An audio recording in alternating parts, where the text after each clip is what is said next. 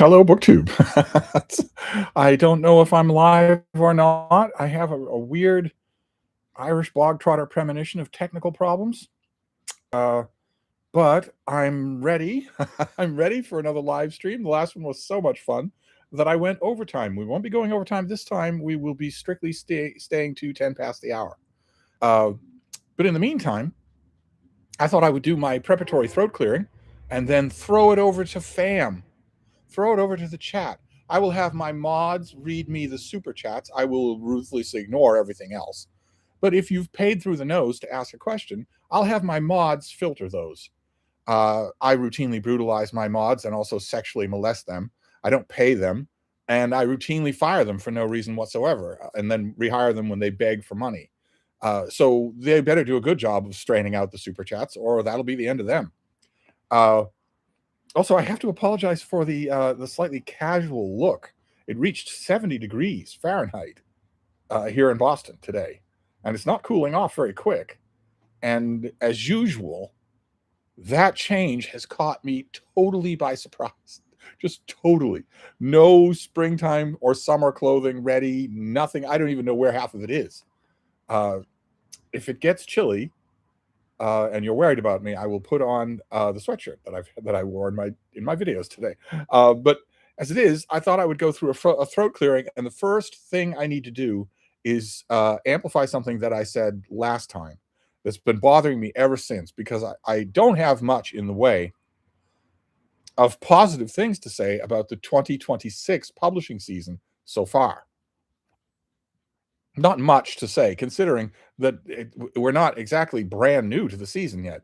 It's enough of it has gone by so that I should have more to praise. But last night, I praised an author and could not remember his name. I couldn't remember the names of any of his books, and that made me feel terrible. So I looked it up, and it is Danielle Muinednudin. It should be Murphy. What on earth is wrong with this guy? It's Daniel, and then the last name is Mueenuddin. God help us. Now, I couldn't remember that name because that name is Fakakta. But I also couldn't remember the names of his books. And there he's at fault because he picks incredibly boring titles for his books. The first one was In Other Rooms, Other Wonders. And the new one is This Is Where the Serpent Lives, which is a terrible, boring name. It is a sentence. It's not a title. It's a sentence. It's dull. And I can tell you about, I've forgotten it. Just the time it took me to put that notebook down. I can tell you about This Is Where the Serpent Lives, that in the first 2 chapters, there are 4 candidates for a truly good title. Don't even need to go any further into the book than that. But the book itself is very, very good. Noticeably good in every little separate phrase. So I wanted to make sure that you knew it's Daniel and then Mueenuddin. No idea how you pronounce that. It should be Murphy. I wanted to correct that and then briefly look at the news, of course, that the Donald Trump gave a slurry, spittily address to MAGA at his Doral resort in Florida, because there are no such things as MAGA events where the event is not paying him. He doesn't go anywhere where his appearance is not making him money. So he had an event at a resort of his in Florida, and everyone who went, it was all of MAGA, they all had to pay. There were no comp tickets. They had to pay to listen to him slur and spittle his way through comments that were shameful and dissociated from reality. They were also very noticeably death rattly. He talks exactly like in the typical Hollywood movie scene when the old person is on their deathbed in a hospital. And you've got the hand right there, and you've got the monitor behind them that in a stereotypical scene is going to go to flatline while they talk. He sounds exactly like that. He can barely get any air through his mouth. And the highlight of the whole slurry, spittily address was him instructing MAGA on how to cheat in the midterm elections. No idea why. I have no idea why. If he gets the impression that he is not going to be able to succeed in cheating in the midterm elections, then he's going to cancel them. And even if he doesn't cancel them, they're going to be armed, masked head to toe, unidentified ICE agents at every key polling place in every crucial swing state, photographing license numbers as Trump MAGA thugs have done before, photographing people, even though that's against the law. They don't care. They haven't been prosecuted for the murder of 2 American citizens in broad daylight. So they're not going to be prosecuted for any of this. And local law enforcement is MAGA. So their governors and mayors know better than to order them to resist, because they'll lose their law enforcement. Law enforcement will just sign up. But anyway, that was in the news where this was in the same slurry, spittily address where he referred to his kicking off of World War III as some sort of incursion, a minor little thing that's all but over. So that was the news that was on my mind. That, and also more and more reviews of the MacBook Neo, which once upon a time would have tempted me, but I don't think it tempts me anymore. I don't think I'm tempted by the MacBook Neo. Too many people are saying that it's mostly gimmick, that it cuts all the wrong corners, that it's selling based on color. And also, it's the same thing that we talked about last night. It is garlanded all around with lies, including the lie that it is the most recycled-friendly device that Apple has ever done. It may be the most recycle-friendly device that Apple has ever made, but it's not recycle-friendly. It's a tiny percentage. It's nothing. It's 1/100th of the percentage that Apple itself is lying about in its production materials. You're coming from a long way away. You're running your siren for 5 miles. There isn't any traffic, and there's also no emergency, so you're breaking 2 of Massachusetts laws, but it doesn't matter. No, you keep going. Look at that. A mile distant and still going. All right. Well, anyway, that's over. I mentioned lies, just bold-faced lies yesterday as well, that like, for instance, that the Trump regime is saying, and also the fascist-friendly news media is repeating those lies. Lying about the number of American service casualties, lying about the number of civilian casualties, lying about the number of casualties in Israel and also in Tehran. This war has already cost not only by now $25 billion, but also well over 10,000 lives. And you are not hearing that anywhere. But that in other words, there wasn't much that caught my eye in the news today. I watched the new trailer for Supergirl, but I have the movie. I have a screener of the movie that I don't want to watch it because it's way too early, and also because probably because it's so early, it won't be complete. There'll probably be chunks of it that aren't there. I probably won't be any way to judge the movie. So I don't have that to talk about. Now that my brief throat clearing is over, we'll throw things over to the chat. If you can all stand seeing me in a t-shirt.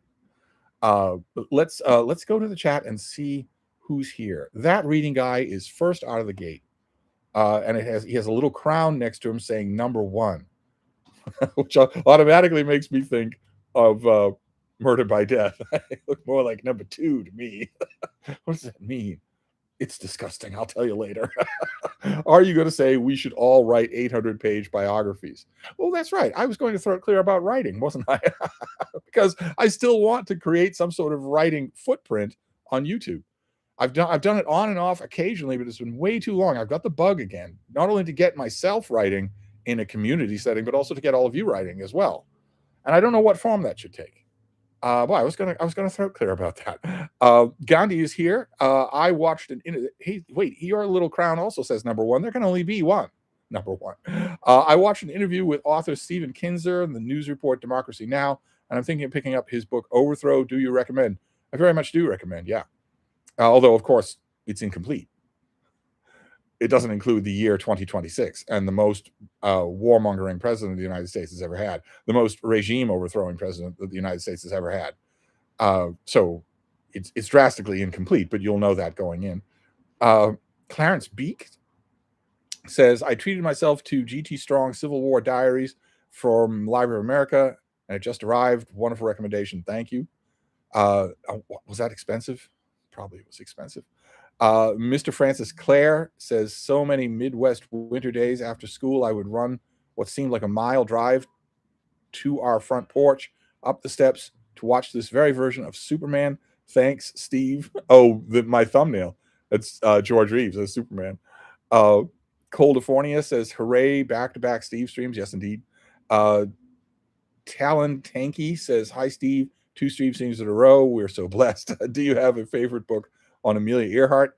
Do you recommend Amelia's own travel writings? I do very much recommend Amelia's own travel writings. Yes. And Straight On Till Morning. Yeah. That Hebrew handle. Steve, do you really think Trump will die in around 20 years, 2047, of natural causes in the residence of the West Wing, of what will then be called the Trump House? Coldifornia says, what are your thoughts on Robert Caro's The Power Broker? It's really good. I don't know anyone that's plowed their way all through the end of it that hasn't loved it. Coldifornia says, you've mentioned your disdain for Hemingway. Who would you recommend among his American contemporaries? Well, the natural recommendation would be F. Scott Fitzgerald, his friend. I think it's pretty clear in Hemingway from his correspondence that in Hemingway's life, he knew that Fitzgerald was the better writer. But of his contemporaries, I would also recommend Willa Cather and Martha Gellhorn. Good luck finding Martha Gellhorn's books. We don't have 1,000 reprints of them the way we do Hemingway. That was largely due to Hemingway in his own lifetime, but there's no excuse now. Coldifornia says, do you have a recommended book about Charles Lindbergh? A. Scott Berg's biography of Lindbergh is very good. That reading guy says, last Steve stream, you mentioned that books today are being written that are just as good as books in the Victorian age. How can that be if novelists don't know how to write or plot anymore? Well, some of them do. And also, there are some innovations in writing fiction in the last 100 years that are good, that would not have occurred to the Victorians. Steve, who are some of the atheist poets like Swinburne and Shelley that you can recommend from the top of your head? None. Gandhi says, I'd like to get my hands on a hardcover edition of John Toland's biography of Hitler. I haven't even bothered. I have it right here. It's been staring at me all day. I haven't even bothered to look on eBay. I don't even want to know. It'd probably $30, maybe $300. I have no idea. I don't want to know. Gandhi says, oh, right, you said that already. James says, since biography is your favorite type of writing, are there any biographies that have been or could be elevated to the honor of being placed in your little book room? Sure. There are quite a few of them in there. Yeah. I like, in the best case scenario, I have for biographies, I have, since I like the unitary, the collected nature of it, the best case scenario is that I'll have a double in the little book room. So I'll find 2 copies. And thankfully, I'm blessed with a great used bookstore where doubles show up. That reading guy says, why can't everyone be named Steve? I don't know. Steve, you mentioned in a video about Julius Caesar that he wasn't impressive in many aspects like strategy, but he was outstanding in some ways. What was he outstanding in? I don't think I ever said he was outstanding in some ways, but he was outstanding in greed, in self-promotion, in lying about himself. He was outstanding in all of those. Manny says, what is your favorite translation of the Tale of Genji? Well, I'm rather nicely blurbed on the Washburn translation, so I suppose I should go with that. James says, hi, Steve. Finally hit a time slot I could attend. I'll refrain from shotgunning questions at you. Very nice. That reading guy says, are you a fan of Murphy's other book, In Other Rooms, Other Wonders? I am. I like it very much. It's not as good as this book, though. Maybe Dreamin' says, how do you all read and write and focus while going through grief? Okay. Well, you say you all. Is that are you asking me, or everybody? With me, I would say that in the hottest parts of grief, when grief is fresh, you shouldn't task yourself with reading and writing. Grief it isn't anything you should hold on to, but in its initial unbearable stages, just let it work its way. Don't beat yourself up any more than you have to. Eventually, it will lessen, and those things will come back. Samoki Dude says, hello, Steve. I see you're doing another stream. Yes, I am. Okay. With the statement of the stunningly obvious, the stream jumped. So let's go back to some oaky dude. Where, good Lord, are all these? Oh wait, no, sorry about this. I know this is very annoying. It happens all the time now. Why, I don't know, but it happens all the time. I guarantee you that it would take a coder 5 minutes to fix this on YouTube, so that it never happened. So that the stream was where the cursor is. Let's see here. Thomas says no one has yet asked, so I must drive shaft review.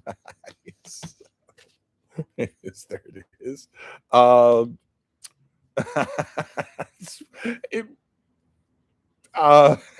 it had a lot more elements of adventure novel in it than I was expecting. I was, from the cover and from the description, I was expecting it to be porn, just porn, like all the romantasy that's in the market now. I expected it to be just porn, and it is a lot of porn, but there are adventure elements to it as well that are fairly well orchestrated. The author goes under the pen name of Nero Knight. I might read more stuff.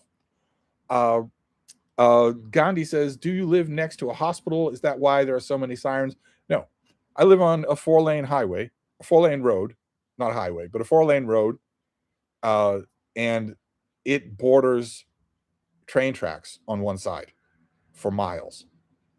So everybody that knows this road, when they get to the nearest stoplight, they know that if they gun their car to 150 miles an hour, they will have no incoming traffic from the right-hand side. They know that. They'll still have stoplights, and children can run between cars all that way, and so can dogs. They don't care about that. So they just go nuts. And also so do emergency vehicles and police vehicles. They've got a straight shot. It's a straight shot, and nothing provokes bad behavior on drivers worse than a straight shot. Some oaky dude says, that's cool, you get screeners.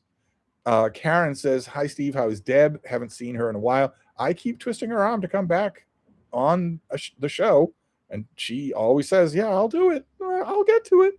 But she's fine. Reading like crazy. Manny says, when I think about it, it's pretty weird seeing you in a t-shirt. I know. Is it? Here, let's put the hoodie on so that we don't cause cognitive dissonance. No. See, one of the ironclad rules of putting on a hoodie of any kind is that if you put it over your head and it doesn't work, your head doesn't immediately go into the slot for the head, it's never going to work. You're never going to find it. In fact, in the Schrodinger sense, that opening does not exist anymore. It's cleanly sewn over while you're looking for it. You'll take the whole thing off and start again. But this is probably better. There we go. There we go. All right. Oh, that's much better. That's much more normal. Let's see here. I don't know. You guess it. Says, any intentions on Persian/Iranian starter kit? Not in a million years. The people need to know about Roman Christian King Iskander. I will not be doing any videos about Iran. Gertrude says, hi, Steve. What do you think of The Pilgrim's Progress? I read it recently and was a bit underwhelmed. Yeah, I've never understood. It was a bestseller and was really popular when it was done so at gunpoint. I've never understood why it has any fans now. Hamza says, the best way to get Steve to make writing videos is for Christopher Russell to upload some writing videos of his own. That will set Steve running. No, I need to make writing videos. I just don't know quite how to do it. I had a disastrous attempt at a writing collective that did not work at all. And I think maybe my goal of accountability is probably a bridge too far. Probably the right goal is community. That I do regular writing videos and encourage you all to talk about what you're writing. That's probably good enough to let you know you're not in it alone. Some oaky dude is back. Christopher Reeve or George Reeves as Superman? Which one do you prefer? Well, you know which one I prefer because you prefer Christopher Reeve, and we'll say that he's the best Superman of all time. And because we are apparently set on disagreeing about literally everything, literally all the time, you know, therefore, that George Reeves is my favorite Superman. That reading guy says, what do you think of my suggestion to write more negative book reviews? Well, I posted 2 negative book reviews just for your delectation.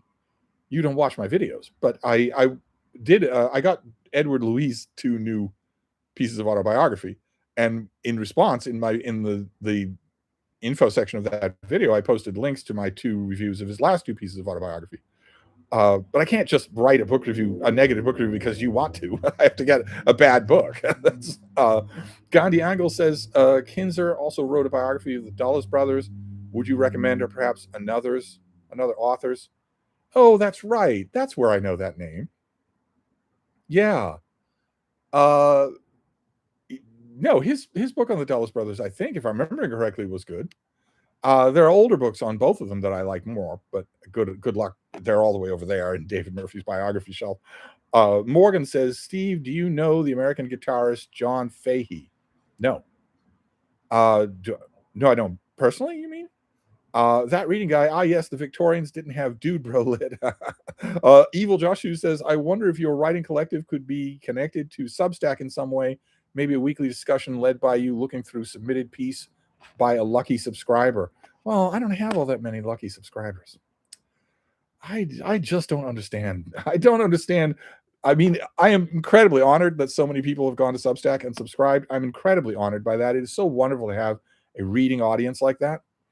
What I don't understand is why there are 1,000 unpaid members for every one paid member, when unpaid members get a paragraph. I don't understand that. The best explanation that I have heard is it's not that there are 5 free subscriptions for every paid subscription. That I might understand. There are 1,000 free subscriptions for every paid subscription, and that I don't understand. I don't understand the proportions. And the best explanation that I've had of it is that people are making a free subscription as a sign of support, because maybe money's tight or whatnot. But I don't know that I want to move it there, because that would restrict the people who aren't paying. I'd love it if you all paid. That would be great. I could quit the box factory. But I don't know. Anything interactive, I think, is a bad idea, because anything interactive is probably going to get beyond me pretty quickly. Some Okie dude says, I finished Tana French's The Searcher. Really good book. Yes. No? Yes, I know. Because Tana French is really bad. So I know this. Oh, no, the chat jumped with some Okie dude. Again, now, if that were a pattern, I would at least know that it's a pattern, but I know that it won't be. So we have to go. Sorry about this. We have to go back to find it. There we go. Thomas says, don't know how Trump will survive another 20. Yeah, they always do, though. Evil keeps you alive. That reading guy says, I have 2 Martha Gellhorn novels in my Kobo, but I haven't read them yet. Which one is your favorite? Am I supposed to be guessing here? Let's see here. How many people do you think died here in Israel? I would say the number in Israel is near 1,000 all by itself. Maybe not died, but casualties, wounded and killed. Media is telling me no more than 30. That's a blatant lie. You can look just at the footage at the bombing footage that has been released, keeping in mind that most of it has not been. Most of it is blacked out. You can look at the footage just from Tel Aviv, just that's been released, and know that it's obviously more than 30. It's not so much the blatant lying as it is the insult in it, that in your country and mine, the idea that we are all so stupid that we'll just look at obvious reality, but you will tell us what we're seeing. It's just Coldifornia says, after his book on the Naval War of 1812, what do you think is Teddy Roosevelt's best authorial work? Oh, so again, you're telling me where. I would probably say in the Brazilian wilderness. Although I'm not fond of the steady stream of unmitigatedly enthusiastic murder that runs through almost all of his books. I mean, the Naval War of 1812, The Winning of the West, has a little bit less of it. At least it's confined mostly to humans. But he is so fond of writing about killing animals that it makes his books a little hard to stomach for me. Evil Joshua says, I'm reading through Stacy Schiff's Cleopatra, and I swear When the Romans show up, it's like a group of frat boys arrived on the scene. Love the way she renders the social media influencer Cicero. That reading guy says you should put one of those speed bumps outside your house. Yes, earlier today, there was somebody on a rice burning scooter. So he bought a scooter and took it to a custom shop to have the environmental controls removed, to have all of the carburetor softeners removed, so that it would be really loud and really choppy, really ragged sound. And the guy at the shop was probably telling him, well, this is going to totally kill the lifespan of your vessel. And he was probably saying, I don't care. There are a whole bunch of people that I don't know that I really want to upset. And he was doing long circuits. Just over and over and over again, because I guess he has nothing else to do with his time. But a couple of neighbors strung some piano wire across the road, and that took care of that. James says, have you put any more thought into starting a writing group? Is there a way to do it that's even feasible? Well, that's what I've been talking about. And a writing group, I don't think will work, because it'll end up being a huge amount of work for me. I can't see any way to do that that doesn't at first end up being a huge amount of work for me, and I that would be irresponsible. It didn't work the last time. So I was thinking more along the lines of just community rather than direct sharing and accountability. But I don't know. I'm still hatching it out. That reading guy says, I find it funny how superstitious you are about things like putting a hoodie over your head. Well, people were complaining about seeing my bristling pecs. Kay Napolo says, I know you have said you never had an automobile. Have you ever thought about an e-bike for mini adventures with the Bean without needing public transportation or a friend? No. No. I have never ridden a car. I have no interest in driving a car. And I also, apropos of e-bikes, have no interest in being hit by a car. So no, I've never thought about it. Monet Doyle says, hello. Thomas says, did you also break your video studios contract copyright agreement by wearing only the t-shirt? Hoodie seems trademarked for you. Well, it won't be long before I'm back to polo shirts. I'm hoping. I mean, today was 70 degrees. Today, when the Bean and I went for our walks, I was walking in a polo shirt. No jacket of any kind. Let's see here. Moth says, are you still reading Danmei? I paused for a while. I'm still up for it, but I paused for a while. This was also overwhelming. I researched it, and that was my big mistake. I should have just kept reading it. Morgan says, when did you buy or get your first computer? Oh, it was a long, long time ago. It was secondhand. I didn't buy it. I had no idea what I was doing, no idea what I would have bought. No, I'd never touched a computer before. An actual computer. I had word processors. I had a Tandy word processor and a Brother word processor that I thought were miracles. I'm still in awe of them. But then it was suggested that I get a desktop computer. Oh God, when was that? I don't even know. There is a picture of me with it. Somebody took a photo of me with it. I think it was probably 20 years ago, more than that. And then after that, I had a computer steadily, one computer steadily. So I have grown with the technology, but it was a long time ago. It was only gradually that I stopped using my word processor. I started moving that over to a computer. Colo says, hi, Steve. When will there be another OGBG stream or bookish trip to Mark Richardson in Vermont? I miss those conversations. I have no idea when that will happen. None at all. Some Okie Dude says, I'm not trying to disagree with everything you're saying. We just happen to fall into that camp. I know, we do.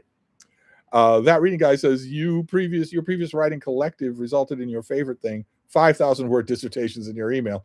I was pretty much asking for it. I don't know what I was thinking. So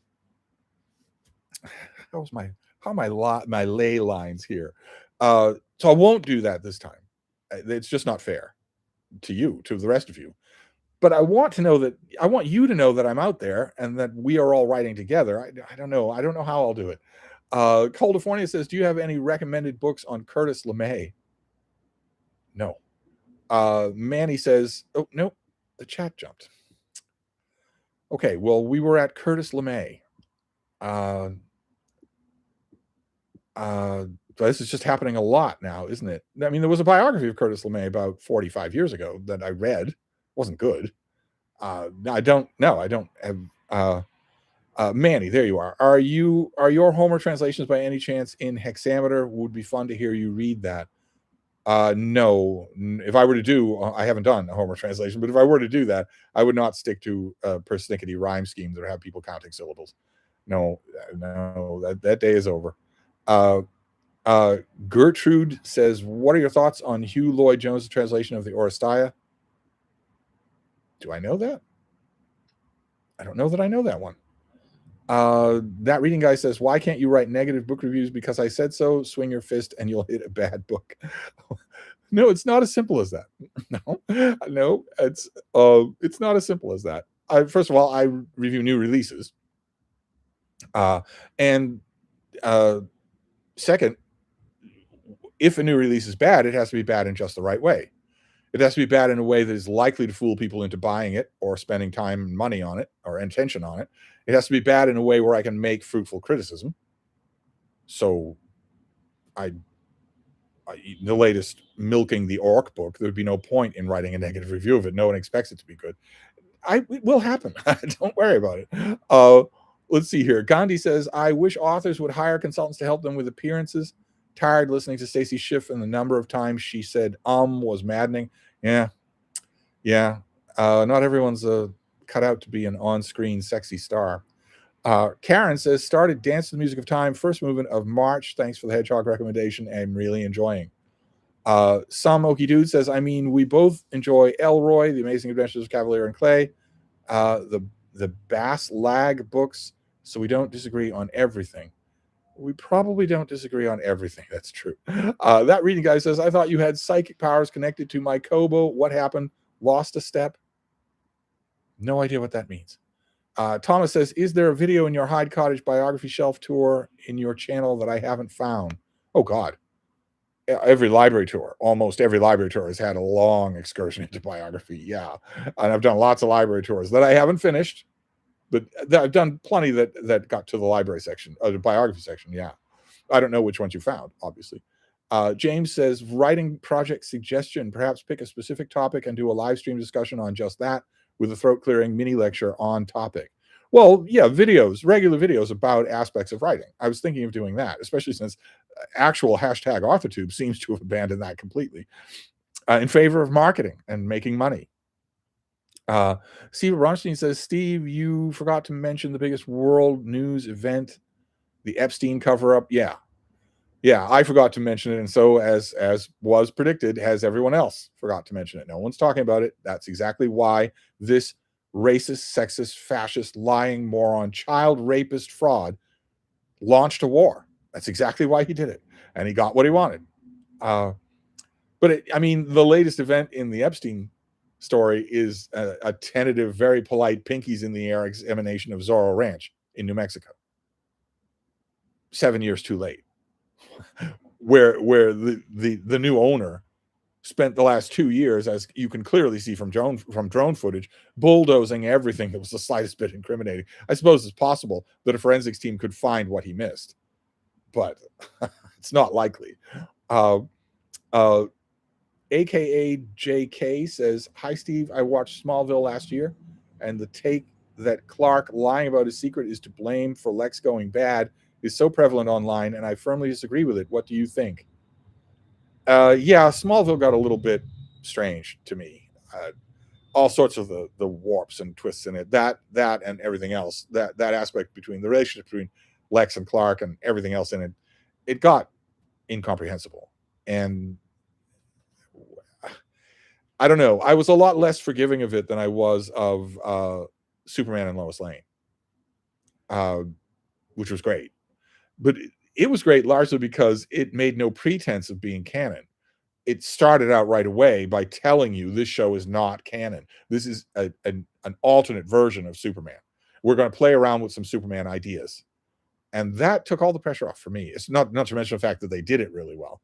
Whereas with Smallville, I was never, until the very end when they killed Jimmy Olsen, I wasn't sure at all what was going on. Gandhi says, "What do you think Jeff Bezos got for his huge payout to Melania Trump for her documentary?" God only knows. God only knows what's going on. I just eat the rich. Just Billionaires, just get rid of them. Get rid of them all. Morgan says, do you believe that daily use technology has evolved too much? We see most people have become dependent / addicted to it in ways that look impossible to overturn, going beyond utility. Well, the addictive part is definitely gone. It's definitely ubiquitous and really, really exaggerated. That much is true. But that's a personal thing. I know that we hear a lot of stories about how tech and especially social media have been designed to be addictive, but it's still a choice. Maybe not for little children, but for adults, it's still a choice. When you sit and doom scroll for 2 solid hours, and then you look up and realize that the time is gone, that's you. That's not social media. But aside from the addictive element, daily tech is a miracle. This thing that I'm filming this on now is lighter than my old wooden clipboard. I used to have a wooden clipboard that I kept papers and pages on, notes in the back, had a metal clasp on top. I used to put pens in the top of it. And this thing is lighter than that and is an infinite wonder machine. It can do anything in multiple, in infinite copies. It's just incredible. It's more amazing than my Tandy word processor. Gandhi says, does the noise outside your place cease in the evening? Oh, Gandhi, oh no. No, the noise outside this window ceases, and I mean completely, whenever I'm not filming. It's not just in the evening. It's all the rest of the time. The Bean and I have been on this fainting couch with the windows open and smooth breezes blowing through here. A beautiful, beautiful day. Warm and peaceful. All day long without the slightest hint of even human conversation, let alone drag racing. All day long. All night long. It's only when I'm filming that there's guaranteed to be an unbelievably loud siren in the background. Let's see here. Steve, what is your favorite sonnet by Shakespeare? I don't have a favorite sonnet by Shakespeare. Must Read More says, my street has been a drag strip since the weather warmed up. Kids driving back and forth at about 50 miles an hour on dirt bikes every evening. Yeah, I would try stretching piano wire, just ordinary grade piano wire, stretch it really taut between 2 poles. Does wonders. Takes the head clean off. And Steve, why do you think Othello isn't a good play? And which Shakespeare play is your favorite? Mine is King Lear. The main thing I don't like about Othello is that there's no motivation anywhere in it for anybody. and that boggles me. That stops me. It's if you're gonna be, even if you're Shakespeare, I mean, it's beautiful. But even if you're Shakespeare, if you're going to present me with a play and say, well, all these things are happening just because I say they are, well, okay, all right, but it's not as enjoyable as if there's some texture to it. But my favorite Shakespeare play is Julius Caesar, or maybe King Henry VIII. No, it's Julius Caesar. Coldifornia says, who do you think is the best artist / inker duo in comics ever? Do you mean ever, or currently right now? Ever, I think I'm going to give it to Gene Colan and Tom Palmer in Tomb of Dracula. Some Okie Dude says tornado sirens are going off for some reason. Where you are? Oh, goodness, that's not good. Tornado sirens tend to go off for only one reason, don't they? At least if I'm remembering correctly. Our Buddhist says, a few months ago, since the change of fortnightly format, what is your opinion of the TLS? I love it. I have been expecting it to be less, and it's not less. It looks different, sure, but I don't even mind it. The quality of the paper is better. I don't have any problems at all with the reformat.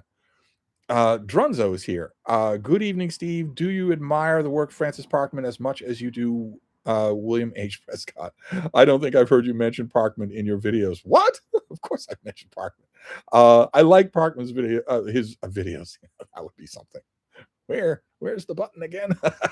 I like Parkman's work better, but not by much. They're both great. Happy Nightmare Books says, just finished Brideshead Revisited. What do you think about it? What do I think about it? Are you new here? You must be. I love it, and have done many read-alongs, many videos on this channel. If you go to YouTube and type in Steve Donahue Brideshead Revisited, you'll get a lot of content. I've done a lot of videos about it, including at least one read-along where we go through the book bit by bit. Coldifornia says, just rewatched Fiddler on the Roof, and I wanted to know your own opinion on it. I don't like it. I think it's a drastically overbilled musical, much like Joseph and the Amazing Technicolor Dreamcoat or Cabaret.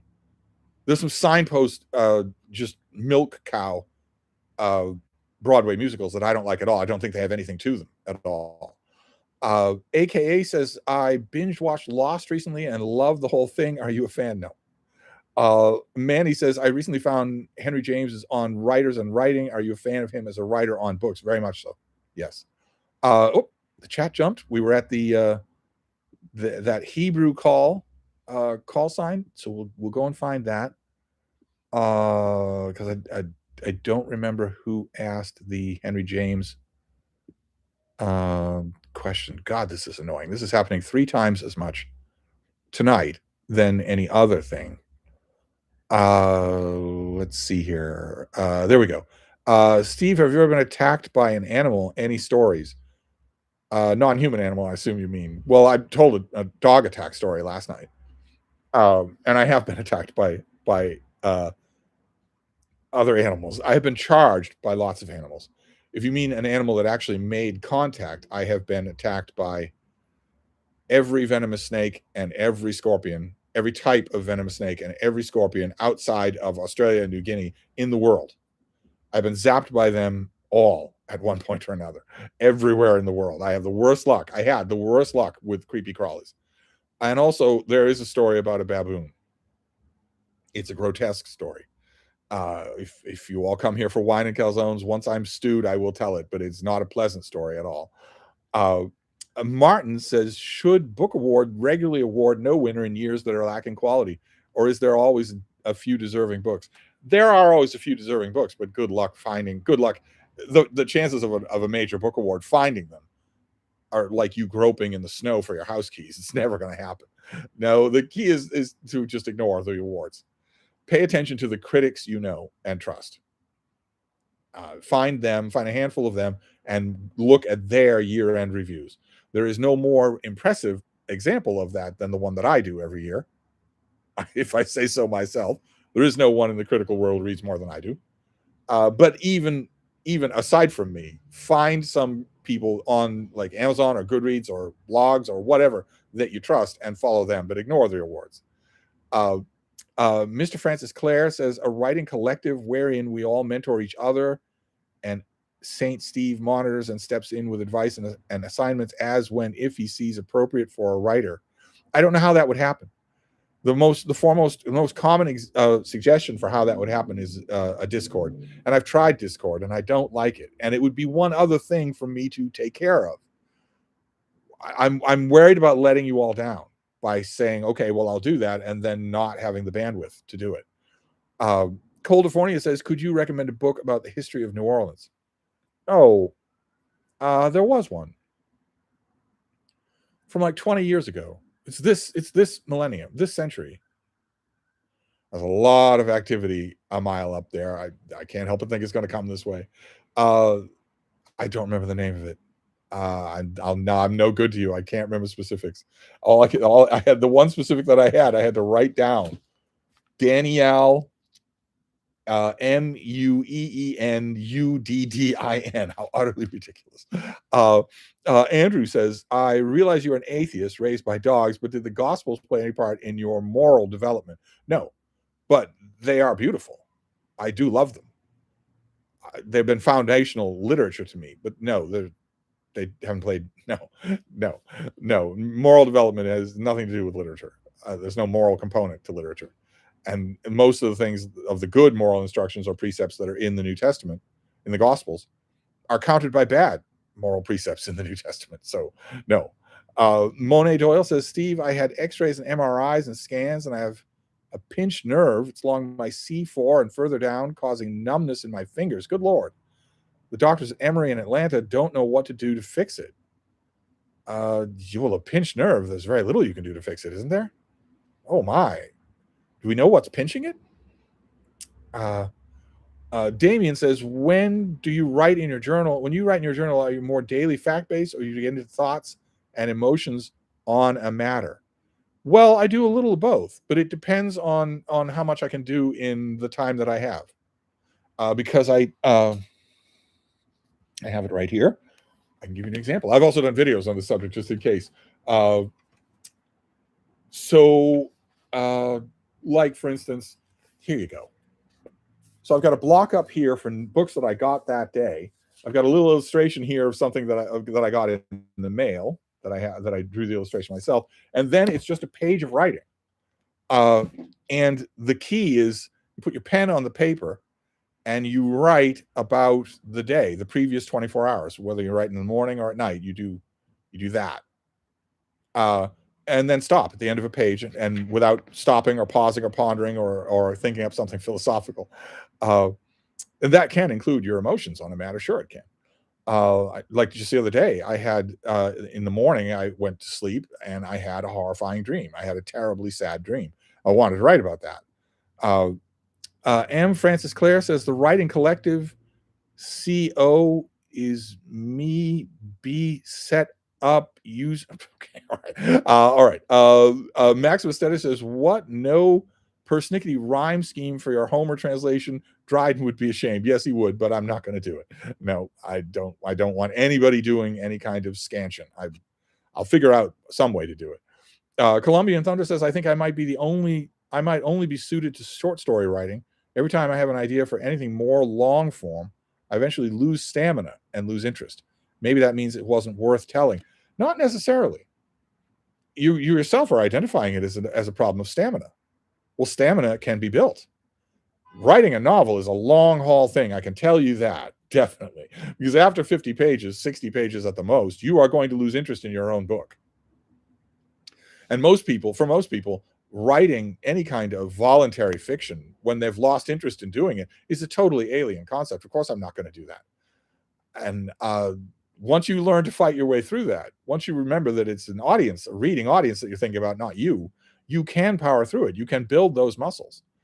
Wine and Calzone says, how did the 2017 translation of Confessions by Sarah Rudin rate with you? What's the recent trend of female translations of classics? Ovid, Homer, St. Augustine, anything worthwhile for readers? I want to be diplomatic here. The problem with that recent trend is women translators deciding to find a different work than the one they're translating. So this great work was written by a white man. It's been studied and has a long scholarly tradition, mostly consisting of white men. All the translators have been white men.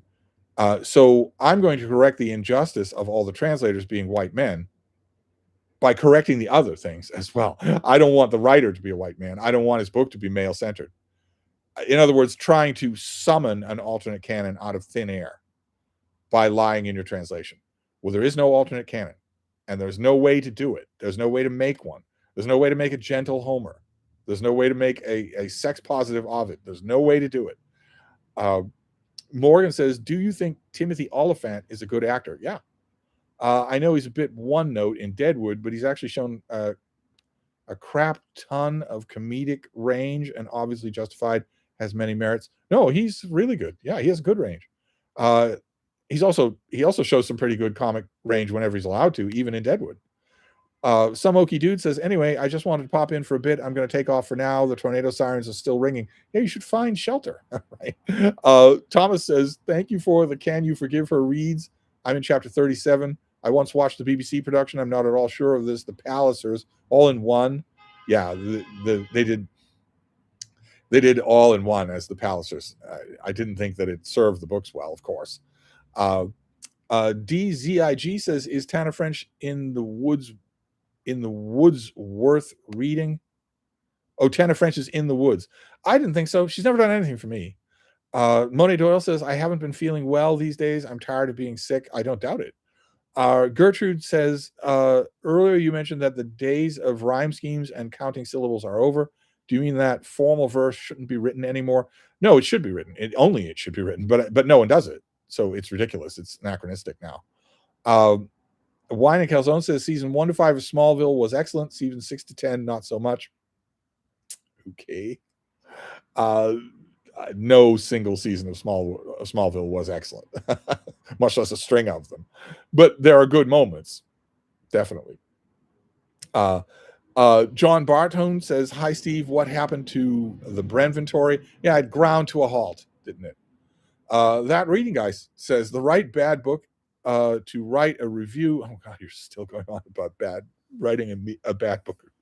Upper middle class Connecticut divorce books that will win all the major book prizes. I've seen many smart booktubers baffled by finalist lists for the book prizes. Yes. Oh, if one of those crosses my plate and I feel like eviscerating it, I will certainly do so. Morgan says, extremely sappy question for sometimes sappy Steve. Do you remember the first time you fell in love? And have you enjoyed that feeling in your lifetime more than the inevitable heartbreak? Okay. Love is not what you're talking about, right? You mean falling in love. And falling in love is horrifying. It gets all the best praise in the world. It gets all the best PR in the world. It's got Shakespeare on its side, but it's horrible. I've never understood. I have felt it, but it's a horrible feeling. Love, and this is something that young people are never going to get. If you're young, you are never going to believe this. You are going to reject it completely.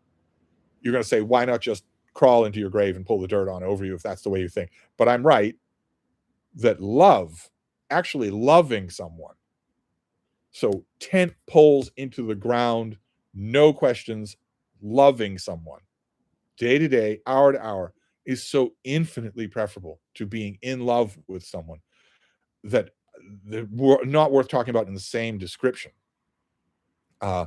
In love is mostly negative, and I have felt it, yeah. And I remember the first time, and I felt sick. I felt sick throughout it. Everyone who feels it feels sick, and I'm lucky that I survived it. James says, did you see Amtrak has $15 tickets now from Boston to Mystic one way?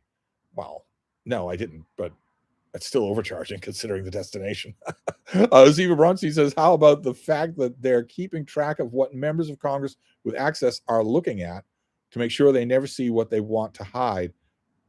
Was this the Epstein files? Yeah, that was from a few weeks ago where it was revealed that the Trump Department of Justice is tracking what people look for, surveilling members of Congress.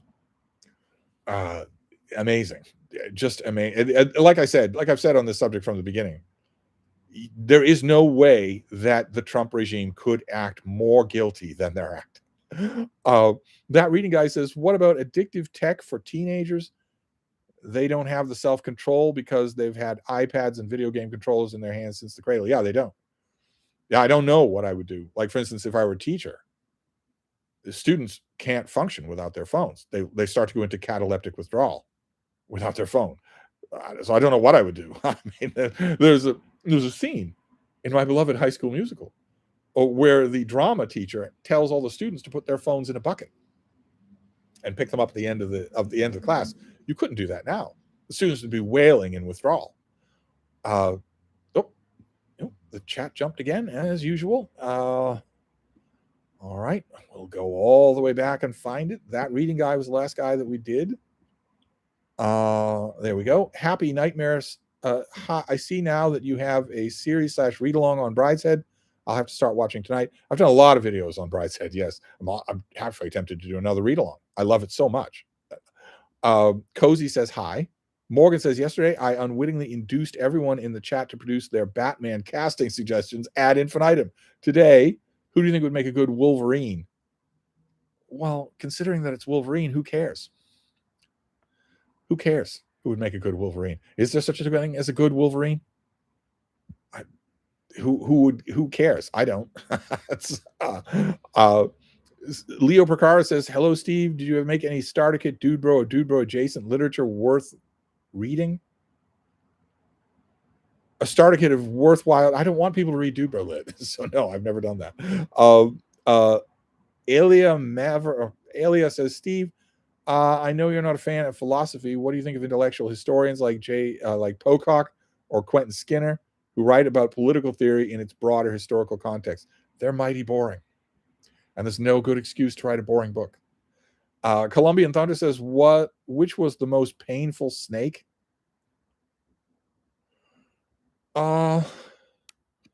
Which one was it? It was in South America, and it was awful. It was just awful. My hand just swelled like you wouldn't believe. It swelled up like a ball with little divots for the tips of my fingers. and it stayed that way for a while. Of course, everyone I was with, the guys I was with were all going nuts because they were assuming that I was going to die. I didn't die, but it was mighty painful, and not just in my hand. The pain was all throughout. But I don't remember the name of it. I don't remember the name of the critter. California says, do you have a recommended English translation of Das Kapital? Not really, no. The Penguin one is really good. And also there was just one from, what was it, Princeton? That was also pretty good. Steve, have you ever attended a protest or march? If so, what was it related to? I did attend protests for civil rights a long, long time ago. That reading guy says, going back to Martha Gellhorn, what is your favorite novel of hers? Meg, I think it would be Meg. I can't imagine anything better than that. Leo Picard says, it has been said that Sarah J. Maas is the best romance he has to offer. Is she any good as a writer in general? No, she stinks like meat left out in the sun. AKA says, I forget if Antarctica is included with Australia in your only places I've ever been list. But if you have ever been there, how did you arrange that trip? Was it simple as just sailing there? Well, you can ask yourself, AKA, is Australia Antarctica? No. It was not easy. It was not easy to do or to arrange. I imagine it's a lot easier now. When I did it, there were not all these big package tours that you could go on, but it was still doable. Let's see here. Hugo says, hi, Steve. Is the Edith Grossman translation of Don Quixote really that much better than any other translation? I think so. Yeah. California says, what do you think, I assume, of Benson Broderick's life of General Thomas, Master of War? It was good, but Thomas doesn't merit a whole book. I know exactly what Benson Broderick was thinking when he picked that as a project. He was thinking, let's get away from the flashy showstoppers and get to the guy who was actually involved, actually in charge. But it isn't worth it. It's bureaucracy for the most part. That reading guy says, what do you think of the people who believe classic books are crucial for moral development? They are wrong. And almost always tobacco addicts, the men. California says, do you enjoy Higginson's Army Life of a Black Regiment? I don't think I've ever read the whole thing. Probably an excerpt in an anthology, not enough to enjoy it. Student of Human Condition says, what a surprise, another stream. We are getting spoiled. Well, yeah, don't look forward to it because we're going to 10 past the hour. Moth says, I just realized Drive Shaft is Jensen Ackles / Dean Winchester's fan fiction, isn't it? Did you like the Supernatural show? Well, no, this isn't the Winchester brothers, because the Dom, the alpha in the relationship is older. It's not Dean Winchester. But I did like parts of Supernatural a little. It had such incredible super fans, and I was never one of them. That reading guy says, losing interest in one's own book sounds terrible. Yeah, but you have to face it. If you're going to write a novel as opposed to a short story, you have to face it, because it is going to happen. It's not the end of the world either. The point is for you to keep the reader's interest. Why would anybody write if it was purely mechanic? How did Trollope do it? Trollope's a perfect example. We'd be without any of his books if he didn't have the ability to write when he wasn't interested. The point is not you're just one person. The point is that will your reader be interested? And that is mechanical. You keeping the reader interested is mechanical. They're not in the room with you. They can't see you bouncing in your seat out of sheer enjoyment. It's mechanical to keep the reader interested. Are you varying things up? Are you increasing the stakes? Are you moving the plot along? That's mechanical. You can do that whether you're interested in it or not. Steve, do you think most people today, especially the youngsters who slander Zionism, even know what the definition of Zionism is? In the last 2 years, I don't think they know what the definition of Zionism is, but does it matter? Honestly, does it matter? They can be, no, I know this is a touchy subject, especially if you're there, but they can be as ill-informed about Zionism. They can be using that word to mean whatever they want it to mean. Obviously, in a large number of cases, they're using that word to mean anti-Semitism. They're just using it as a cover for their own anti-Semitism. So they get to say, I hate Zionists, when it's obvious what they mean is I hate Jews. I see that everywhere on YouTube. Oh my God. Ian Carroll wouldn't have a channel unless he was able to dodge behind that. Even YouTube would have taken him down for simple, what is obviously rabid anti-Semitism. But the true definition of Zionism is irrecoverably wounded by the Netanyahu government's genocide in Gaza. There's no way around that. It's irretrievably wounded. There is no way to gin up support for the legitimate idea of Zionism because of what has been done in its name in Gaza. I don't know what the future of even the concept will be. I would think that its future would be determined along apocalyptic lines. Either Netanyahu or Netanyahuism wins just by brute force, or it stumbles and falls, in which case we have pogroms again, and not just in the Middle East. It's a huge subject. I would love to sit you down and talk with you here, but I don't think most of the young men, it's almost exclusively young men that I see online, I don't think they know the actual meaning, but it doesn't matter. After Gaza, it doesn't matter. But anyway, sorry, don't mean to gloom up the live stream. We were at California. Any of Benjamin Disraeli's fiction worth reading? No. Sorry to say. There's a wonderful, sweet man who wrote a wonderful, wonderful book about Disraeli's novels, but he was wrong. He was wrong about them. None of them are worth reading. Manny says, and I don't, in case you ask, I don't remember the details. If you go to Google and type in Steve Donahue Disraeli fiction, that should call it up. And that book is very much worth your time to order and read. Manny says, speaking of Trollope adaptations, do you have any favorites? Not a single one. No, not a single one. Just think about the read-alongs that we have done on this channel over the years of so much Trollope. Think about those read-alongs. Think about how you felt going in. It's some boring old Victorian. I like Steve, but this is the author, some boring old Victorian. A read-along of this book is going to be Steve enthusing about something without ever making it clear why it's good. And then think about how that changed when you actually saw how wise the books were, especially how funny they are, how multi-layered they are, how enjoyable they are. Where has there ever been a Trollope adaptation of anything that has even remotely approached those qualities? Never. It's never happened. Anyway, sorry. A student of the human condition says, and do you enjoy Western movies? I recently watched The Great Silence. Love Klaus Kinski as the bad guy. John Wayne. That reading guy says, do dogs fall in love? No, they don't fall in love. Leo Picard says, do you like TV series True Detective? Not really. No. A little bit big for its britches. Nostalgia says, Steve, is R.L. Stein's Goosebumps series worth reading? Are you 8? Or are you older than 8? If you're older than 8, then you have almost no reading time. You have almost no reading time. In about 5 minutes, you're going to be dead. So no, I would say not. Planet Hamlet says, hello, Steve. I'm reading Thomas Mann's work chronologically and loving it. What's your verdict on some of his less talked about novels like Royal Highness or Lottie in Weimar? Well, I'm a fan. So my verdict is positive on pretty much everything. AKA made the chat jump. I bet, is it possible? I'm asking myself why YouTube would allow this to happen. This is so inconvenient. And I think I've just come up with a horrifying possible answer. Is it possible that the chat doesn't jump if you have super chats?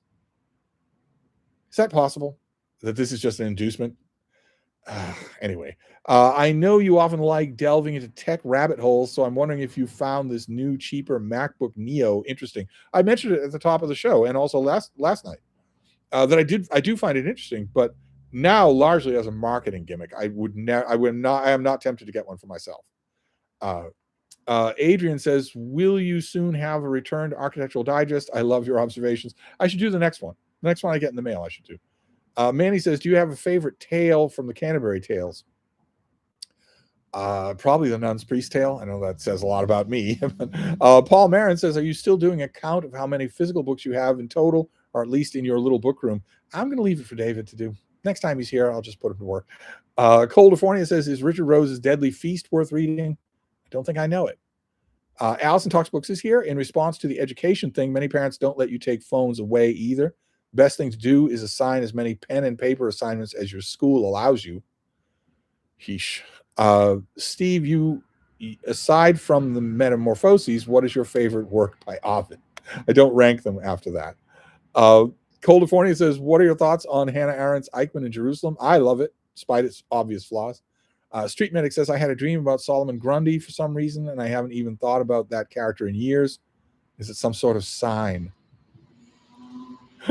I would hate to think what Solomon Grundy would be a sign of. J. Scott Phillips says, I'm not home for today's Steve stream, but thought I would helicopter in for a blob watch. What do you say? Oh no. Where? Oh no, the iPad is all the way over there, and my bean doesn't have any thumbs. But we have the phone. Can we do a blob watch on the phone? I don't know. Let's see. No. Oh no. No, I don't have the radar app on the phone. I don't know why. The phone has all the storage space in the world. But I don't, for some reason, I don't have it on here. So all I have is Matthew Capucci's weather app, which isn't going to help at all. The weather app is showing that I might get rain on Thursday. And I don't know if, oh, well, no, your neck of the woods should be in there, because on my phone, I have all of the places where I have lived, not visited, but lived. And one of those is Hermosa Beach. So it should be on here. We're at about exactly the same temperature right now. And you've got nothing to look forward to but beautiful weather for the foreseeable future. 80 on Friday, but otherwise nothing, no precipitation of any kind. Whereas Boston has the potential for rain on Thursday, rain on Saturday, rain on Monday, and rain on Tuesday. So those forecasts have moderated from when they were snow. A few days ago, those were snow. But I don't have the radar to show you. Sorry about that. Let's see here. That reading guy says, any notable new translations coming out this year? Oh, yeah, whole batch of them. We saw some of them on this channel. There's a new translation of Gilgamesh, a new translation of the Canzoniere by Petrarch. There's a new translation of Sun Tzu. There's a big new translation of, what is it? It's a Russian work. It's coming out much later in the year. I don't remember what it is. Yeah, it's going to be a good year for translation. Maybe not really big, outstanding works other than those. M. Francis Clare says, sorry about the last jumble. Could writing collect be student-propelled project? Students mentor each other. You choose X student, period, X of time, 1% Steve better than 0. That sounds way too complicated. I don't think that would work. Gandhi says, do you have any preference reading on a bright summer day or a rainy one? I don't notice the day. When I get into this little device, I am gone. I am gone to the world. So it wouldn't matter to me at all. That reading guy says, was Harold Bloom a tobacco addict? Well, how would I know? He's way before my time. California says, favorite book about Madagascar? What were your impressions on your visit? Do I have a favorite book on Madagascar? I don't think I do. Have I ever read a book on Madagascar? I don't know that I have. Oh, that would be a gap. But I don't have any distinct impressions either. I remember Beautiful Beaches, but that might not be Madagascar. Colombian Thunder says, I will try to get back to the projects I dropped off. It likely is a matter of practice and persistence more than anything. That feeling of swimming against the current is horrible. Yes, it's why writers complain. It's also why they drink. It's not to get inspiration. It's because it really is a struggle. It really is a hard thing to do. Not because it's hard to land a book. It's just making a recipe. Landing a book is just making a recipe. You know that it has to start. You know that it has to build to something. You know that it has to pay off unless you're a 21st century writer, and then you know that it has to end. That's not the hard part.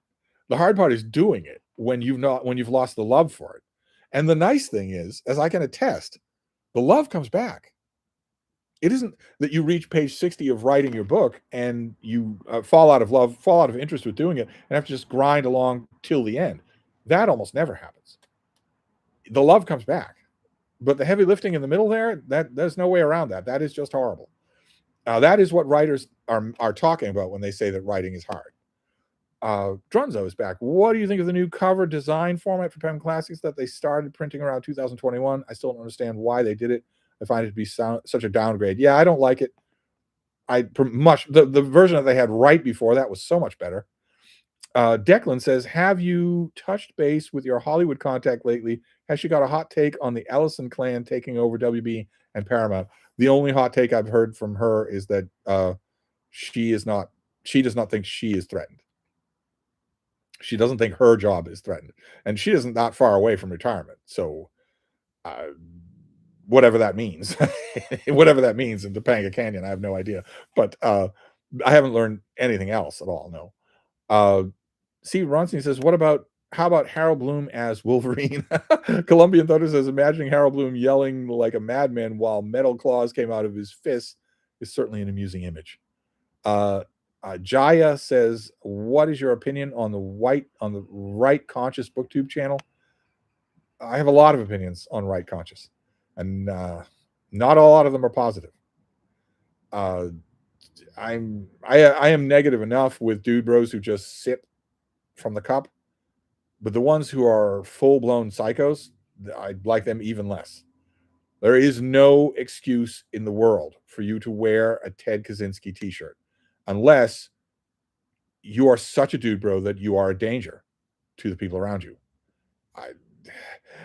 And also, the way that he can put himself into a disassociative psychological episode, he can do it at will.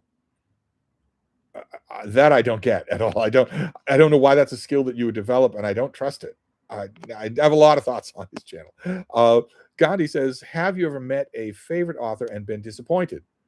I went to a book signing and asked an author, I admired who she read, and she said, no one, I concentrate on my own writing. I'm sure that it has happened to me, but met, really not. In person, I am, none of you are going to believe it, but I am rather charming in person. So it's hard for an in-person interaction to go wrong. Interview, that's a different story. I've had a couple of writers who didn't exactly shine in interviews, but fortunately they're over soon enough. Thomas says, next time you get a mouse, could you manage a mouse shot? Shameless tangent to let us see a bean shot. I actually have a shot on my phone of the bean and a mouse. The meat is in the foreground and the mouse is in the background. She's just ignoring it. But I don't have any close-up shots of the mice. I haven't seen one today at all. Maybe the good weather. Maybe they don't need to forage in here. Maybe they'd rather be outside. Let's see here. Street Medic says, how about Harold Bloom as Solomon Grundy? It's Solomon Grundy's on the brain. Manny says, are there any great books on Vikings you could recommend, fiction or nonfiction? Yeah, I've done a Viking starter kit, and I stand by it. Declan says, have you scheduled the interview with Alan Moore yet? I don't think I want to do that. Morgan says, Steve, have you come across that BookTube channel called Interesting Books Reviewed? Conspiracy type bearded guy. Yes, I have. He seems genuinely affable. He seems like a genuinely nice guy. That might be just skin deep. It might be, I mean, he's a conspiracy theorist, and usually under the surface, they are not nice. But a few of them that I've known, including one that puts him to shame, were genuinely nice all the way down to the bottom. They were just insane. He's genuinely interesting to listen to. And, tangentially intersects with history in his involvement with Jeffrey Epstein at Zorro Ranch. Colombian Thunder says, oh, geez, I remember there was a mind-numbing Twitter discourse where they genuinely argued that saying writers should actually read books is ableist.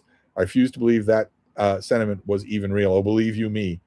On Twitter and on TikTok, that sentiment was very real. And it is still there. There are people still propounding it. If you say writers should read, you're being ableist and classist. Gandhi says, were you ever a smoker? No. M. Francis Clare says, I'm considering Red April / Santiago, Edith Grossman's translation, and any Higashino. Do you have a preference? I don't even know what I'd be asking, what I'd be expressing a preference for. Oh, Morgan says, have you liked any Michael Mann films? Yes. Yes. Didn't he do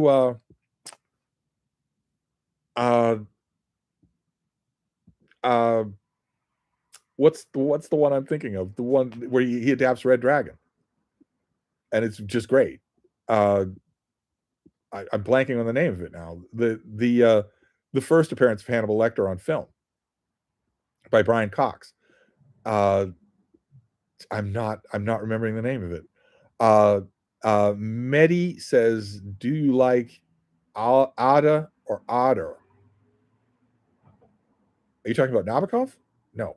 If you're talking about Nabokov's book, no. Tolstoy 111 says, film critic David Thompson has a book called Have You Seen? So, Steve, have you read? Have you seen? Sorry, I couldn't help myself. I have, and I should. A number of people, when that book was brand new, a number of people were writing to me saying you should make a book called Have You Read, and just air your grievances and also write about the most common books that people suggest.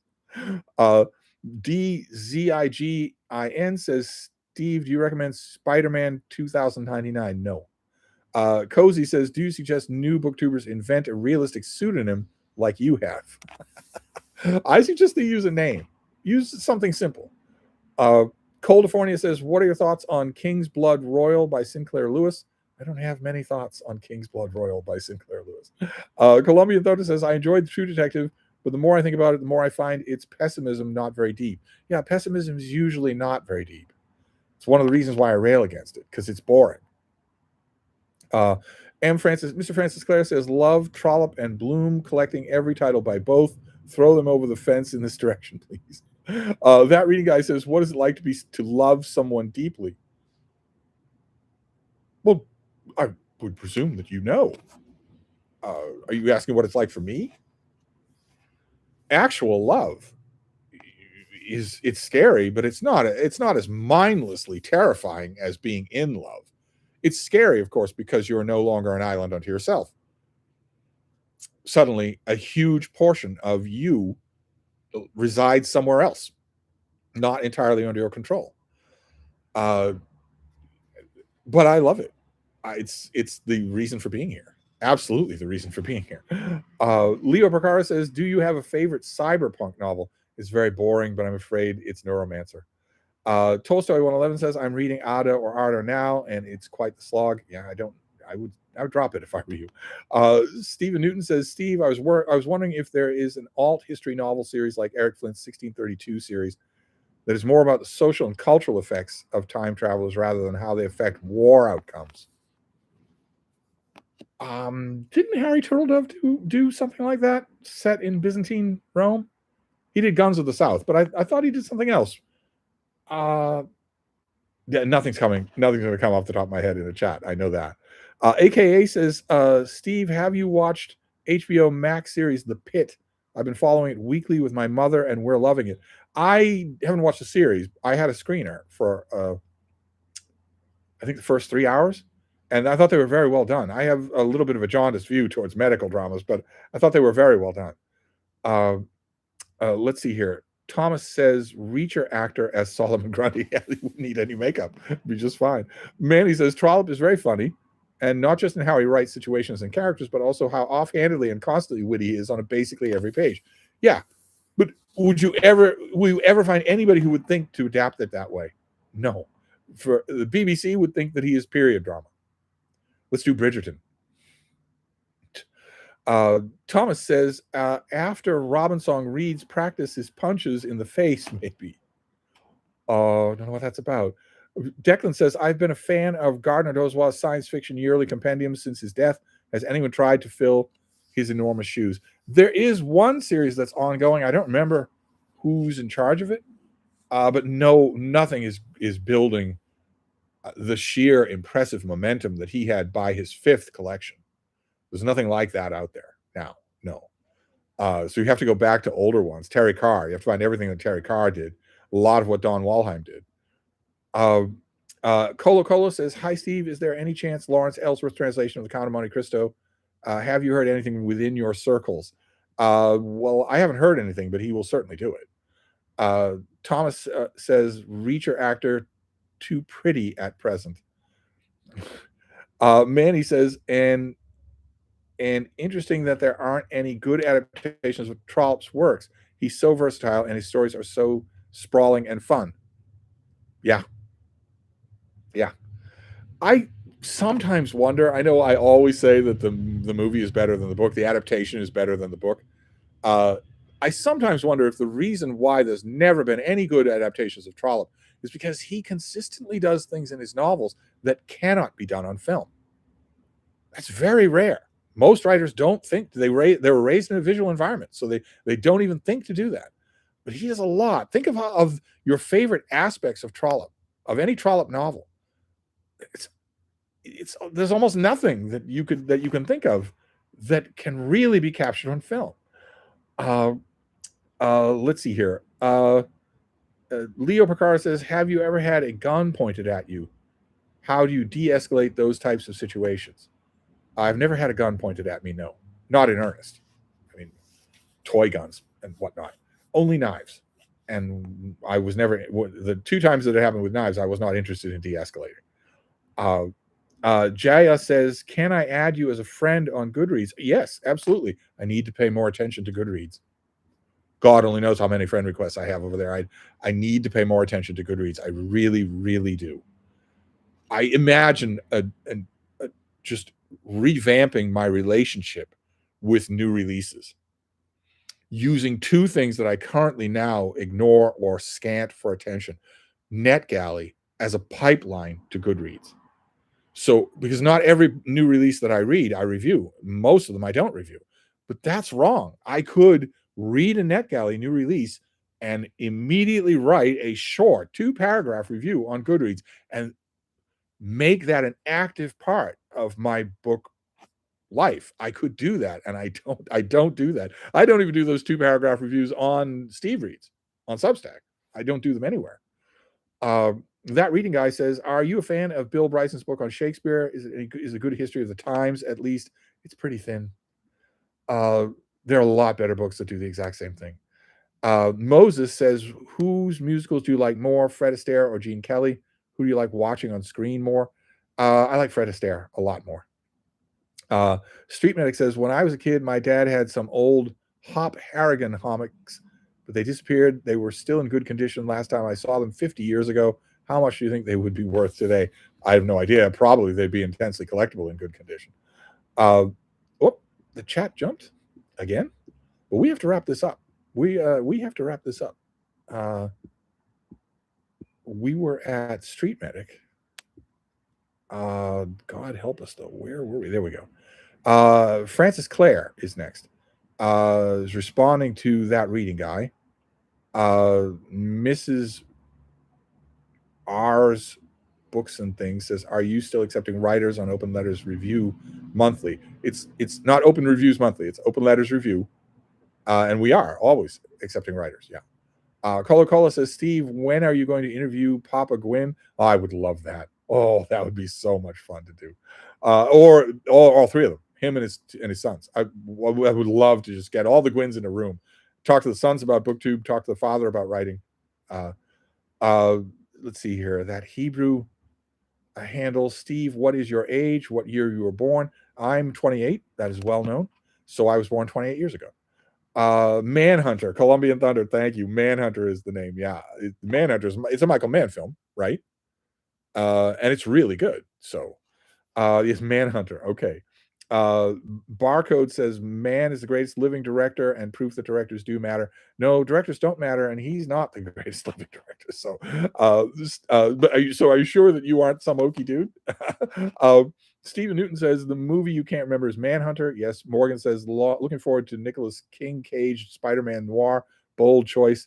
I'm not going to watch it. I think I have a screener for it. I'm not going to bother. Manny says, "Are there any must-see Victorian movie adaptations? I've watched some, but none that really caught my interest much." I've watched a whole bunch of them, but I have never seen anything that I think is a must-see.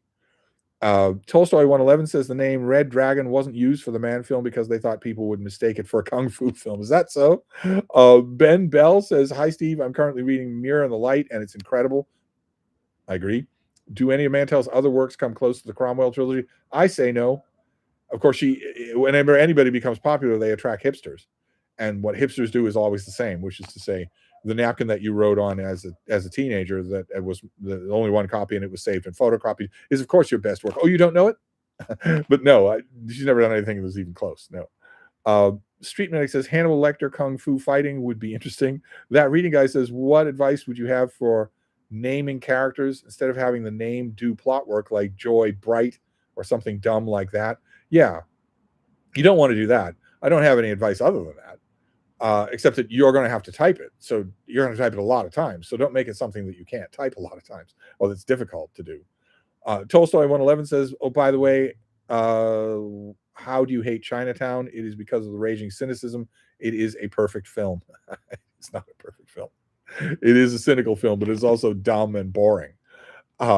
California says, I tried getting into Antonia Fraser's Cromwell and found the prose to be impenetrable.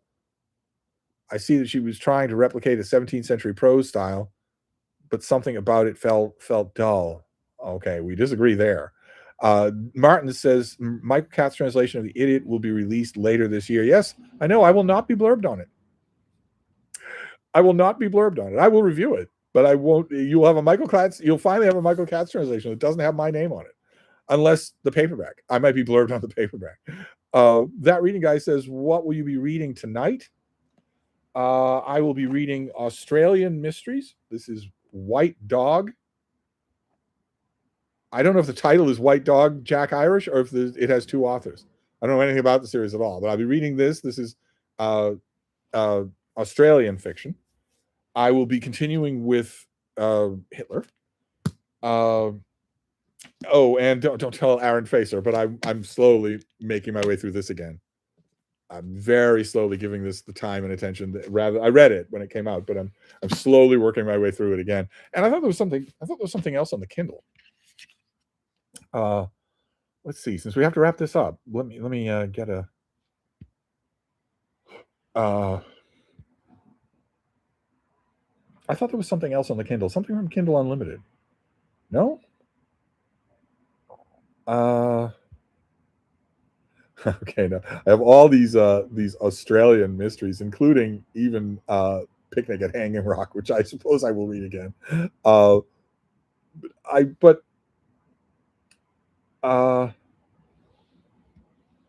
Sorry for the pause. I thought there was something else though. Something from Kindle Unlimited. I thought, or maybe. Oh no, it's a Cat Sebastian novel, Starshipped. It's for the gays. You got to have something for the gays, but I don't know. I might not get to that. It'll depend on how much time I spend with Seamus Heaney. Let's see here. California says, is Forsyte Saga any good? Yes. Tolstoy 111 says, Twain is another guy who defeats adapters. Huck Finn hasn't been ever made into a middling adaptation. They're all bad. Yeah, Twain also defeats them. Barcode says, hi, Steve. What's your favorite book set primarily or entirely in Southern California? City of Quartz is really good. Also, God, I always forget the name of this, and I also forget the author. Permanent Midnight. I forget the author's name. I always remember that he was a writer on the TV series Alf, but I never remember his name. But Permanent Midnight is also really good. Michael, the chat jumped again. We have to wrap this up, so let's blast through here. Michael Duffy says 2 Steve streams in a row. This otherwise gloomy week is looking better and better. Could you recommend a book like The Silence of the Reading? Maybe your review was great. Enjoyed the book a lot. I can't off the top of my head. I can't do it. No. AKA says if you are ever interested in continuing with The Pit, I don't think you'll be disappointed. It gets better and better as the day worsens and the tension escalates. That reading guy says your 2-paragraph Goodreads reviews can be 3 words instead of this book stinks. Mr. M. Francis Clare says found a book called Maverick in Mauve by Florence Adele Sloan. Commentary by Louis Auchincloss. 85 photographs. What a pleasure to read. Moses says, how do you like the Manchurian Candidate movie or its remake, especially its relevance now? I don't like either the movie or the remake. Manny says, yes, Trollope is, of course, very, very involved in the narrator, for instance, but I still feel like someone should have been able to capture some of that magic on screen. Yeah. Colombian Thunder says, can there be a greatest living director if they ultimately don't matter? Or do you find that there are exceptions? There are no exceptions. That reading guy says, any good movies coming out this year? I think you like that Sheep Detective film, but that is the only one. Well, it depends on what you mean by coming out, right? The new black and white adaptation of The Stranger is also largely coming out this year, isn't it? But I haven't really looked. I haven't really looked around at what's coming. Gandhi says, do you read multiple books at the same time or complete one before going on to the next? Usually I complete one before going on to the next. Let's see here. Mr. M. Francis Clare says, Forsyth Saga, Damian Lewis, great. That's okay. All right. Tolstoy 111 says, do you dislike Robert Altman's irreverent take on The Long Goodbye with Elliot Gould? Yeah. Johnny Go Lightly says, the Iliad by Homer Dostoevsky. Drunzo says, are you looking forward to William Vollmann's new mega novel, A Table of Fortune? If you have not already read the ARC, that is. I'm not looking forward to it, no. Manny says, oh yeah, speaking of Red Dragon, do you have any similar murder mysteries to recommend for March Mystery Madness? I love the first 3 books from Harris. Not really, no. Stephen's book, By Reason of Insanity, if you can find a copy, will be kind of like it. Street Medic says, didn't Hitchcock matter as a director? Nope. That reading guy says, do you recommend The Picnic at Hanging Rock? I do, yes. All right, the chat jumped again. We were at Picnic at Hanging Rock. Must Read More says, isn't Mel Brooks the greatest living director? Is Mel Brooks still alive? Mrs. Reads R's Books and Things says, glad to hear that you don't review all the books you read. I was wondering if I should. Definitely I should. Considering how fast I write, I should. Must Read More says, where is the line drawn between a mystery novel and a thriller? I assume that the line is how important the who in the whodunit is. That reading guy says, when you say you read something slowly, when do you decide to stop instead of blowing all the way through it like you usually do?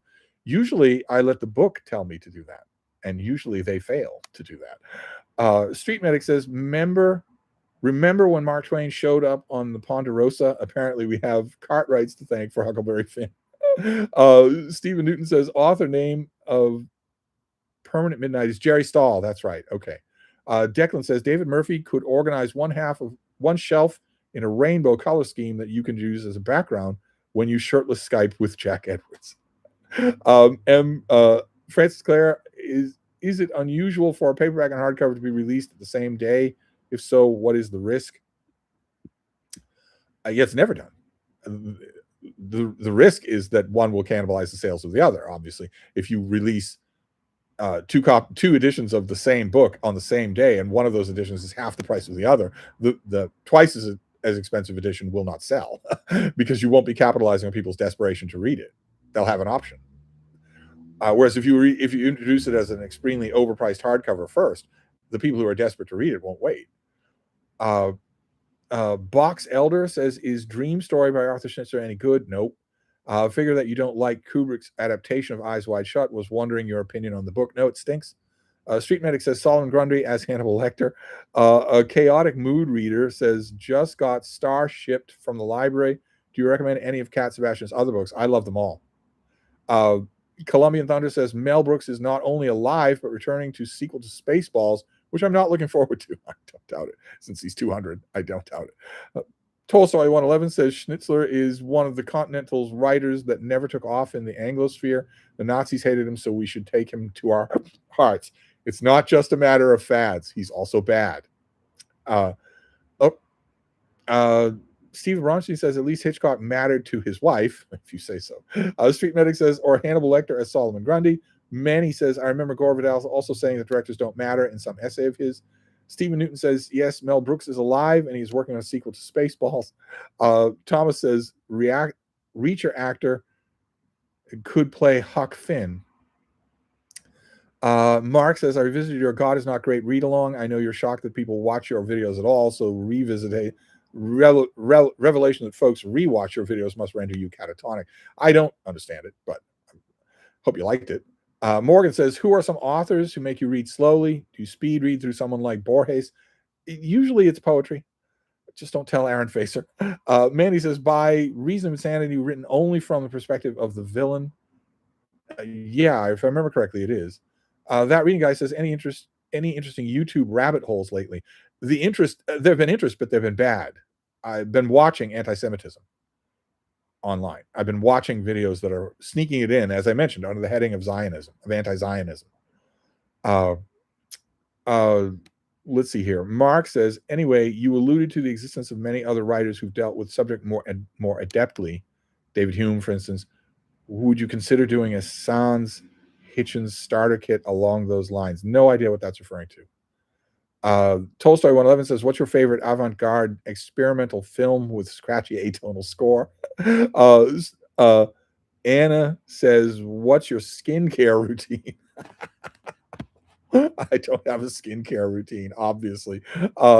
Street Medic says Quentin Tarantino with no elaboration. That reading guy says, have you watched any interesting booktube videos lately? Yes, I watched one just before this stream, a channel that I don't think I'd ever seen before. And here I might be able to do this on my phone. Boy, I didn't realize how absolutely undressed I am when I do one of these things without an iPad handy. I will make sure if next time not to do that. What was it? Yes, Rhonda Holden, RHONDA HOLDEN. She did a video on what's on my Kindle, and I really liked it. I really enjoyed it. And that was just recently. I just watched that right before this live stream. Box Elder says, Steve, which version of Marlowe's complete plays do you recommend? I know you swear by Riverside Shakespeare, but I didn't know if similarly great Marlowe collection exists. I don't know of such a thing. The Oxford World Classics is really good. That reading guy says, Steve's skincare routine is dog kisses. It's true. I have been slurped by a large number of dogs today. Everybody was out because it was nice and warm. Colombian Thunder says, Steve does the Wim Hof method every morning and takes ice baths for his skincare. Yes, don't forget cupping. I also do cupping. Morgan says, what do you think of Tarantino using the N-word in his films? Bet you can guess what I think. Mark says, a starter kit for critiques of religion that are not the regular Hitchens, Harris, etc. books. I mean, haven't I done one of those? I thought I did an atheism starter kit. That reading guy says, what's on your Kindle besides tentacle fiction? Yeah, that was exactly what I thought. When I watched her video, I thought, why don't I just copy it? Give her full credit, direct everybody to her, and just do the same thing. What's on my Kindle, what I think, what I'm going to do with it. It's a good idea. I think I will do it. Francis Clare says, YouTube rabbit hole, Erica Kirk's apt to Air Force Academy board and the implosion of Colorado Springs. Okay. Must Read More says, I think I meant to ask where the line is between mystery and suspense. Same thing. I think mystery, the thing is who did it. Whereas with thrills and suspense, that's not always the main focus. That reading guy says, cupping sounds so inappropriate. Yeah, and it's also quack medicine. It was rendered quack medicine. It was well known to be quackery in the 18th century. But you will not find a Dubai-based fitness influencer who doesn't do it now.